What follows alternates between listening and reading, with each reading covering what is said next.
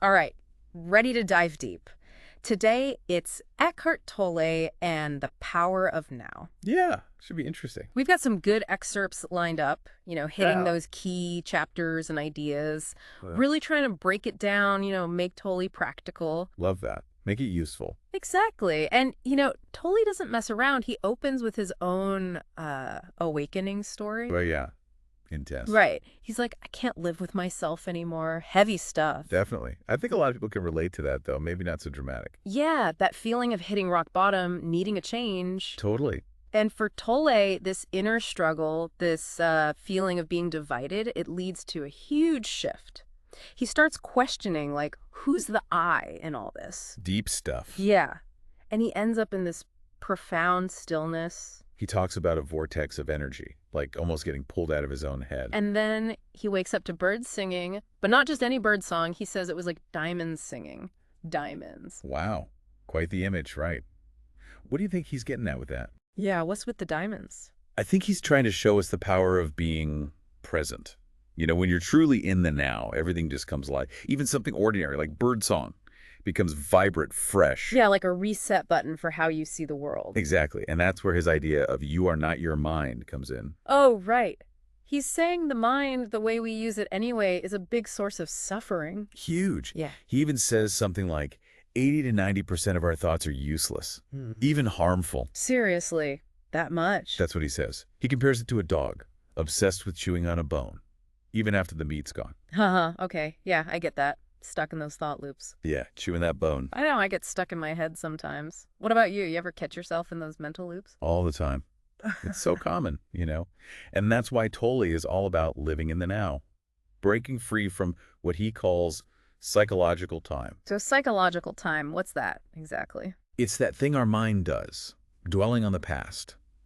All those regrets, what ifs, or worrying about the future, all the anxieties. Yeah, okay, so we're never really present, always stuck in our head. Exactly. Always somewhere else. And Tolle's saying that's the root of a lot of our suffering. So that's where the power of now comes in. Right.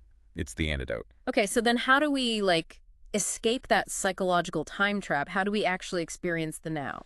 Well, Tolle uses some interesting examples. Like he talks about how people misunderstand the Gospels, thinking it's all about waiting for some future salvation. Yeah, okay.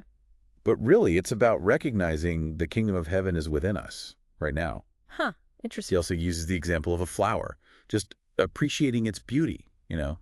Simple.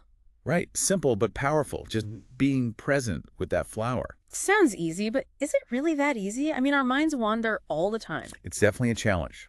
Our minds are wired to wander. But that's why all the spiritual traditions talk about presence. It's not a new idea. Yeah, true. Tolle even uses that narrow gate metaphor, remember? Narrow gate. Remind me. He's saying the path to peace, true fulfillment, it's narrow, like squeezing through a tiny door. It takes real focus to stay present, let go of all the mental distractions. Wow, that's a powerful image. Yeah. It's like our minds are these huge, sprawling landscapes. And presence is this tiny little doorway that leads to a whole other reality. Okay, I'm starting to get it. But then there's the ego, right? Tolle says the ego is like this fake self, always needing approval from outside. Right. Always seeking validation from possessions, status, you name it. And that's what drives us to always want more, never feeling good enough. Yeah. More stuff, more achievements, more likes on social media. It's like a bottomless pit, right? You can never really satisfy the ego. Exactly. It's always hungry for more. So if the ego is the problem, how do we deal with it? How do we overcome it? That's where things get really interesting. And that's actually a perfect place to pick up in part 2 of our deep dive. Okay, so we talked about the mind, that psychological time thing, and the ego always wanting more.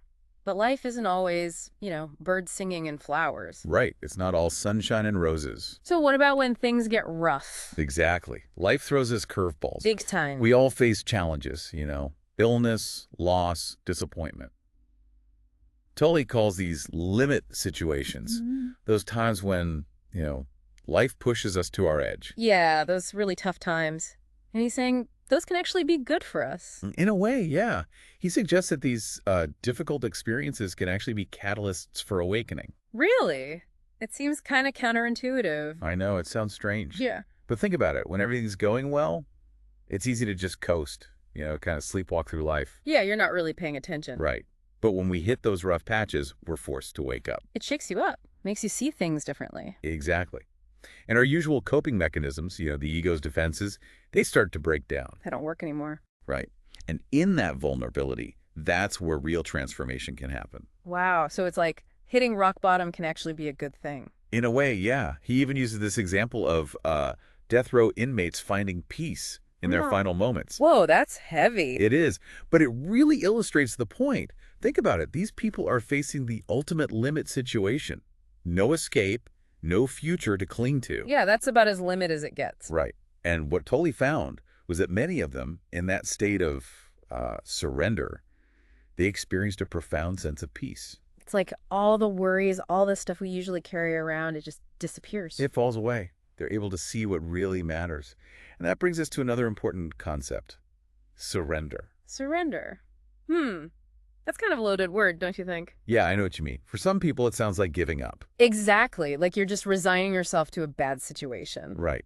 But Tolle's idea of surrender is actually very active. It's not about, giving in, but about choosing non-resistance to what is. So it's more about acceptance. Yes. Acceptance of the present moment, even when it's, painful or difficult. Even when you don't like it. Right. And from that place of acceptance, a new kind of action can arise. He calls it surrendered action. Okay, surrendered action. I like that. So can you give me an example? Like, how does this work in real life? Sure. Let's say you're having a conflict in a relationship. The ego's response might be to try and control things. Make the other person change? Yeah. Or to blame them for your unhappiness. Oh, yeah, I've definitely been there. Doesn't usually work out too well. Right. But surrendered action would involve, taking a step back, seeing the situation clearly without judgment. So not reacting right away. Exactly. And from that place of clarity, you can choose a more constructive way to respond. So you're not giving up on the relationship, but you're approaching it differently. Exactly. With a different mindset. And that can make a huge difference. Tolle actually compares the awakened state to a deep lake. There might be storms and waves on the surface. Turbulent. Right. But the depths, they remain calm and still. So it's like we can still experience all the ups and downs of life, but we don't get so swept away by them. Yeah. It's like having this inner anchor of peace. I like that, an inner anchor. So then this inner peace, it helps us connect with other people too. Absolutely. When we're not so caught up in our own drama, we can actually see where other people are coming from. You can understand them better. Right. We start to see past those masks we all wear, the ego defenses. And we can connect with the essence of who they really are. So even when someone's acting like a jerk, we can choose to respond with compassion instead of, getting all defensive. Exactly. Because ultimately, we recognize that everyone's on their own journey, facing their own challenges. We're all in this together. Right. And their suffering, just like ours, is ultimately an illusion. It comes from identifying with the ego. That's deep. It makes you think about how you react to things. Yeah. Do you choose fear and resistance or acceptance and compassion? Exactly. And those are the kinds of questions that Tolle's work encourages us to ask. He's showing us a completely different way of being in the world. It's like he's saying, hey, you can step out of that ego drama anytime you want. The power is within you. Wow. That's pretty empowering. But how do we actually cultivate that awareness, that ability to be present? What are the practical steps? That's a great question. And that's what we'll explore in the final part of our deep dive. Tolle offers some specific practices that can help us shift from that constant mental chatter to a deeper state of awareness. All right, so we've covered a lot of ground. Mind traps, ego stuff, surrender. But let's get down to brass tacks. How do we actually, make this stuff work in our lives? Yeah, good question. Well, one of the big things Tolle talks about is meditation. Right, meditation. I figured you'd say that. I've tried it, but I'm not very good at it. My mind just won't quiet down. Any tips for, meditation newbies? Honestly, the most important thing is to just keep at it. It really is a practice. It takes time. And yeah, your mind's going to wander. That's what it does. But the key is to just notice those thoughts, without judging yourself, and gently bring your attention back to your breath, back to the present moment. So it's not about completely emptying your mind, more about just noticing the thoughts and not getting carried away by them. Yeah, exactly. And the more you practice, the better you get at finding that stillness, that inner peace. Yeah. But meditation's not the only way to, be more present. Tolle says you can bring awareness to anything you do. Really? So Washing dishes, driving to work, even just going for a walk, those can all be chances to practice presence. Totally. It's all about shifting your attention from the mental noise to, the sensations of your body, the sights, sounds, smells around you. Even something as basic as like feeling your feet on the ground when you walk. That can bring you back to the now. Wow. So it's about like hitting pause on autopilot and actually experiencing life as it happens. Exactly. And when you do that, you start to notice things, the beauty that's always been there, but you were too busy thinking to see it. I'm starting to see how this all connects now. We become aware of our thoughts, the ego's tricks. We practice surrender, acceptance. And through things like meditation and, was it mindful living, we cultivate presence. You got it. And as we do that, we start to align with what Tolle calls being, that sorts of peace, joy, creativity that's already inside us. Like tapping into a whole other part of ourselves, beyond the ego. Right. And that's what he means by enlightenment. It's not about becoming superhuman. It's about realizing who you already are. This whole conversation has really got me thinking, if everything's an illusion, like Tolle says, what does that mean for, our goals and ambitions? Does it mean we should just give up on everything, become hermits? That's a really interesting question. A lot of people ask that. But Tolle's not saying we should be passive. Actually, he says surrender can actually make us more effective. Wait, really? Yeah, it's what he calls surrendered action. We're still engaged with the world, we still have goals, Yeah. but we don't cling to them so tightly. We accept that we're not in total control. Huh. So it's like taking the pressure off yourself to make things happen a certain way. Exactly. And that can be really freeing because Tolle says true fulfillment doesn't come from achieving some goal in the future. It comes from realizing the fullness of being that's already present right now. It's like that saying, happiness is a journey, not a destination. Exactly. The destination, the real goal, is awakening to the power of now, to who we are beyond the mind, the ego, the body. This has been pretty mind-blowing stuff. What about you? What are your big takeaways from the power of now? For me, it's that reminder that peace and joy aren't things we have to search for out there somewhere. They're already inside us, Hmm. just waiting to be discovered. Well said. And I think that's a perfect place to wrap things up. We've explored a lot of Tolle's ideas, but the power of now, it's not just something you think about, it's something you experience. Absolutely.